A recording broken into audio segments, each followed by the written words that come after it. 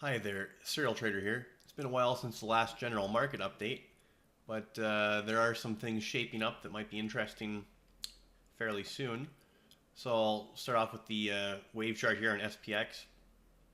So we have been crawling higher, but the ranges have certainly diminished as far as daily ranges and weekly ranges, and volatility has decreased. But that usually precedes an increase in ranges and in volatility. Whether that be to the upside or the downside.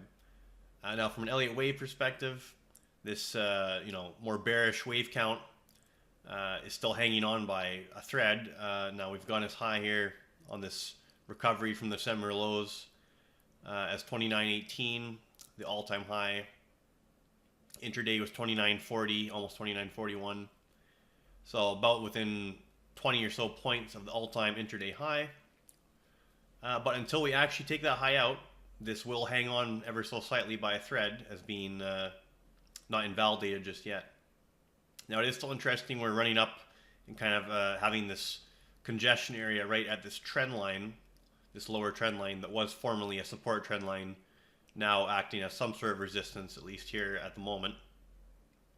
And we're on this Elliott channel that we've been in since we've had enough development to draw it here on this recovery from December, and we're just kind of threatening to come out of this channel at the same time that we're running up to that lower trend line from that other channel. So some interesting things there. Bit of a daily MACD bearish divergence still in play, although it really hasn't led to anything yet. But you can see we're making lower highs on the MACD moving averages despite price still inching up to higher highs. And RSI, I'm not really going to say there's a clear divergence here on the daily. We're just basically near the overbought condition and kind of staying there on daily RSI. So interesting set of conditions. It'll certainly clear things up if we do break the all-time high, and that could lead to certainly a stronger, larger range rally. Although if we just can't get there and we fail and we start coming down, then the scenario of at least a larger retracement, which we just haven't seen yet, of this overall up move from December, that'll certainly gain some ground if we can start having a big red candlestick and have some of that move stick instead of just shooting right back up. I mean, this rally's been just riddled with sell signals that had very little or no follow through, and then we just went higher every time after. So it would be notable if we just broke that tendency, and then perhaps a larger, at least corrective pullback would be underway to maybe form a more high confidence long entry. But at this point, I think the highest confidence scenario is just simply an expansion in range and an expansion in volatility, whether the direction be up or down. That's not a high confidence call at this point. So possibly something delta neutral, like a straddle or a strangle, might be an interesting proposition at this point with options. Now, just looking here at the shorter term wave count before we move on to the other charts. So from this wave 4 we have down here, we can certainly count a 1, 2, 3, 4, 5 in place. And this doesn't mean that, the top is in here at 29.18 and we're just going to tank here. It doesn't mean that at all, but it just means we can now comfortably count 5 waves up within a larger 5-wave sequence, which may present a significant pivot. At this point, if you were to try and express this as a trade, obviously if you went short, your stop would have to be that 29.18 high. But I'm not really suggesting that or looking to do that myself here. I'm just kind of sitting back and seeing what the market wants to do. Let it basically decide, well, are we going to have finally some sort of more significant, meaningful pullback, or do we just keep going higher? And do we accelerate higher once we break the old highs? And I just want to point something out. So let me find it here. Okay. One thing I wanted to go through a bit is where are we at as far as all the indices, or all the big indices. So the Russell 2000, which typically leads to the downside or the upside, is interestingly enough way behind on the upside here. So the Russell 2000 is nowhere near its old highs. Okay, and that came in here. Let's see if I get the exact level. That came in at 1742. Right now we're at 1565. So we're way below the old highs in the Russell, despite SPX being near the old highs, despite the NASDAQ composite being near the old highs, and despite the Dow being near the old highs, but still all below. The only major index so far that's made an actual new all-time high is the NASDAQ 100, but unconfirmed by the composite, which has more trash names, smaller names in it, along with all the big large cap tech stocks. So really, to really buy into that, okay, we're going to make new highs and well beyond new highs, you need confirmation of multiple indices, multiple sectors, and we're just not currently seeing that. There's still these negative divergences. Now they can be abated. I mean, negative divergences can just be erased by everything trending up and confirming, but that's just not what we're currently seeing. So this is the Russell 2000, nowhere near old highs. We have the Dow Jones Transportation Index, well below old highs still, and certainly looking extended, at least on a shorter term basis. Again, we have the NASDAQ 100 index, the NDX, that actually has made new all-time highs, although certainly didn't blast through them. It basically had a little poke above them, and then basically just kind of staying around this area so far. So far, not significant follow through on breaking those old highs. And then of course we'll look at the other indices on the Thinkorswim chart now. So on SPX, now we're definitely, like I said, not so far from those old highs, but still haven't technically broken them or met them. So from a candlestick perspective, we did have a bearish engulfing candlestick here on the 17th, and it did engulf 3 prior candles. Okay, so that was a fairly significant sell signal from a candlestick perspective, although it did not close below the T line, so that somewhat diminished its I'd say its severity. Maybe it's a moderate sell signal as opposed to a severe sell signal. And again, the oscillator here was in overbought condition, now starting to come off that overbought condition. But then on that last day before the long weekend, on Thursday, we had a bullish hammer bounce off that T line, and we haven't invalidated the bearish engulfing candlestick because that would involve getting above the high there, and that would be at 29.18. But we also haven't confirmed it by really, trending down nicely and closing below the T line.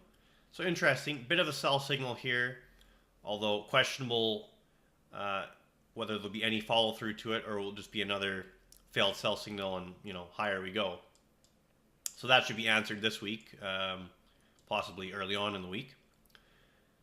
And if we look at the weekly candlesticks here on SPX, we do have a weekly doji in place, potentially a reversal candlestick, although again, a doji requires confirmation to actually serve as a reversal. This could just be another pause in the trend. Over here we had this doji, and we just went higher the next week after that. Although here we had a doji, and then we did have a nice down week, but then again, zero follow through on a weekly basis, and right back up we went. So interesting, at least a point for pause here.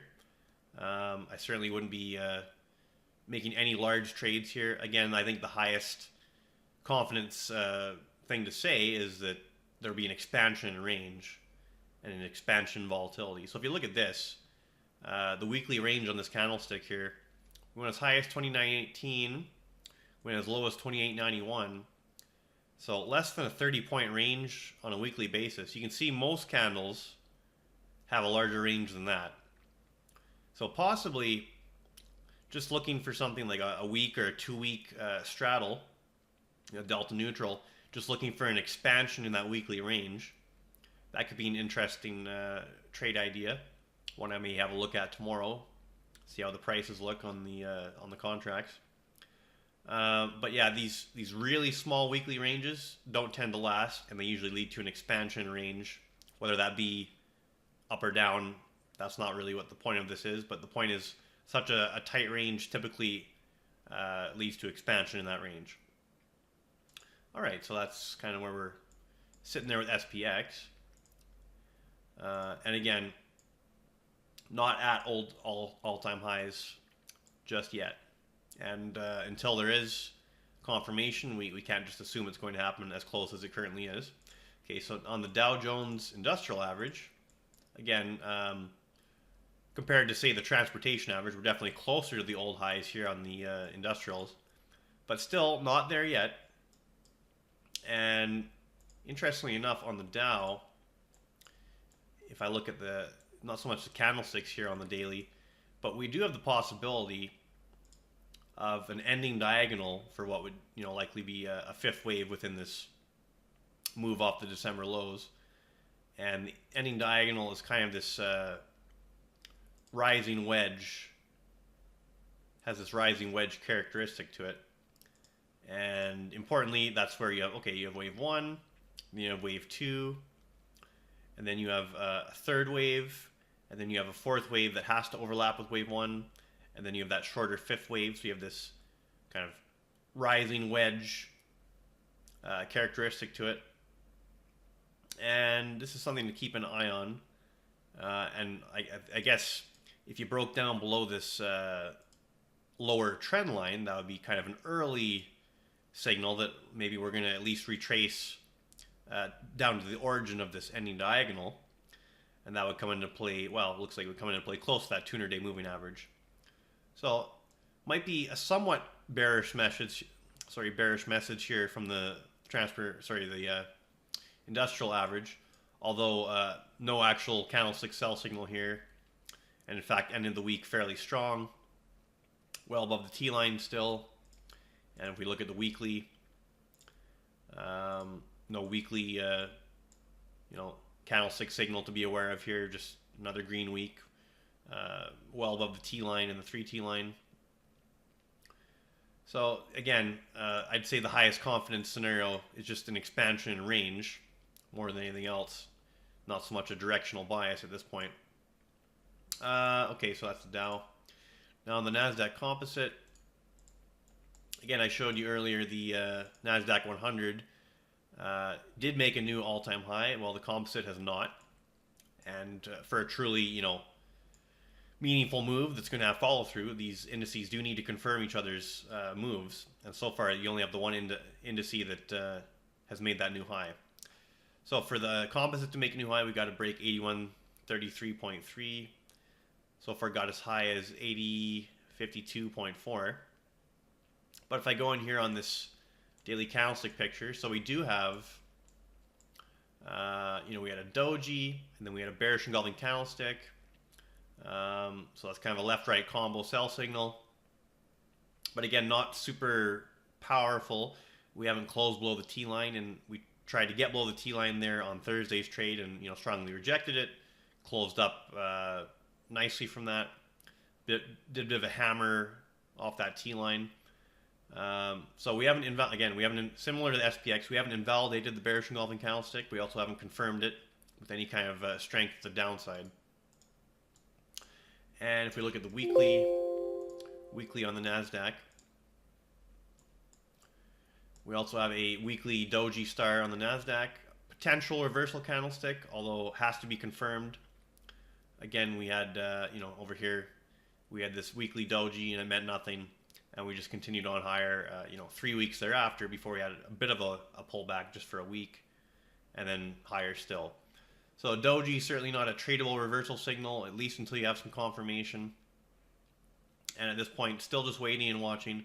But I'll just reiterate that expansion in range is the highest probability scenario, without trying to take a directional bias to it at this point. Interesting. So, all right, the trend is up, obviously, at least on this time frame, right? Trend is up, and yet it looks extended. there are divergences. There is the resistance, the obvious resistance of the old highs, etc. So you have some conflicting things there. Yes, the trend is up. It's likely to continue, or more likely to continue than it is to reverse. And yet, it is very extended. You can count 5 waves up within a mature impulse wave sequence. Certainly on SPX you can.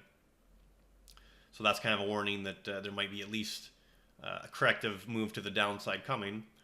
But I don't really see a high confidence trade there. It's like, well, do you want to chase a tired trend just because it's more likely to continue than to reverse? Or do you want to try and pick a reversal of that trend just because there are some reversal signs showing up, but nothing very powerful and certainly nothing confirmed at this point?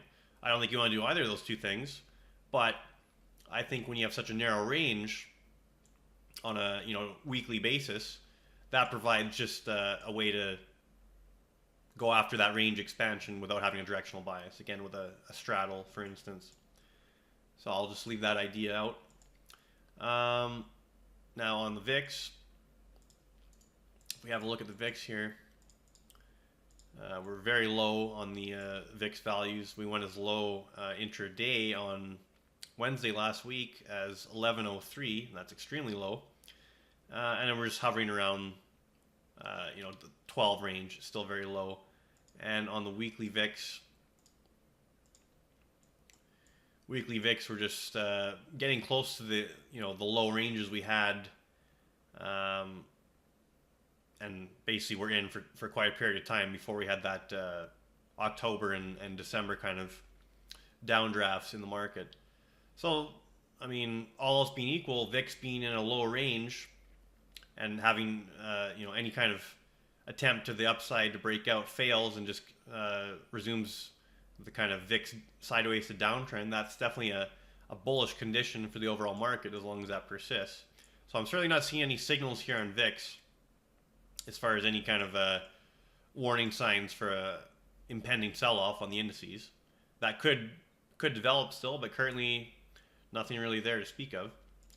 And if VIX just stays low, equities can continue rising in a kind of choppy, low volatility scenario.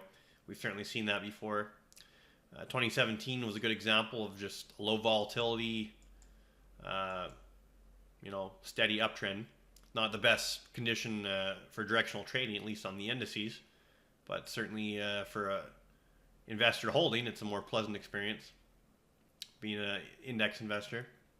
Now here on this VIX VVIX tool, there is another sell signal kind of developing, although it's certainly not there yet. So we've made lower lows on VIX. We've made higher lows on VVIX, just measuring from this near-term reference point. So we have the VIX VVIX divergence currently.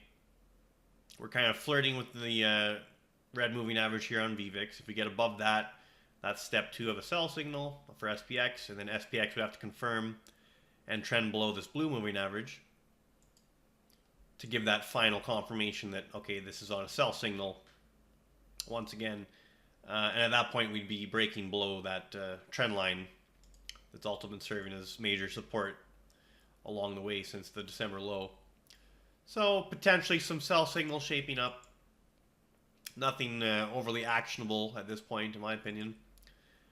And just looking for a range expansion, I think, is the best bet. Not really personally looking to trade the indices, at least at the moment, given the current information.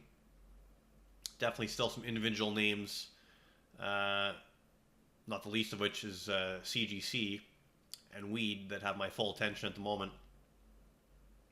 Alright, I probably won't do these indice videos all that often until something more significant starts happening and we have some better patterns and some more volatility going on. But until then, just kind of update it if I see something worth noting. Other than that, not much to say. Alright, Serial Trader signing off.